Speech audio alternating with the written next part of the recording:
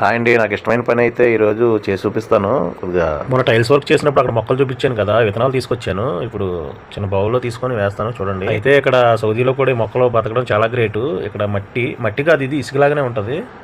అయితే ఇగో విత్తనాలు ఇవి చూడండి ఎలా ఉన్నాయో, నల్ల నువ్వుల టైప్ ఉన్నవి.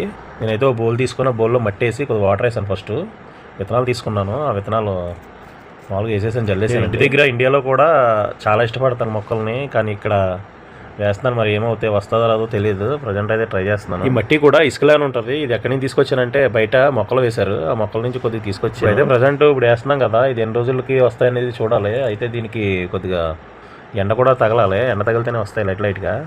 ఒక్కొక్కసారి బయట పెడతాను, బయట పెట్టి చూసి ట్రై చేద్దాం. వస్తే ఇక్కడ ఈ మొక్కలు అయితే కొనుక్కుంటారండి. ఇదైతే స్మెల్ బాగా వస్తాయి. ఆల్రెడీ మీకు ముందు వీడియోలో చెప్పాను కదా. విత్తనాల మట్టికి ఎండబెట్టినవి అన్నీ వేసేసాను. ప్రజెంట్ అయితే ఎలా వచ్చినాయి, ఎన్ని రోజులకు వస్తాయి ఏంటనేది చూద్దాం. Okay guys, thank you for watching. Video నచ్చితే లైక్ అండ్ సబ్స్క్రైబ్. బాయ్.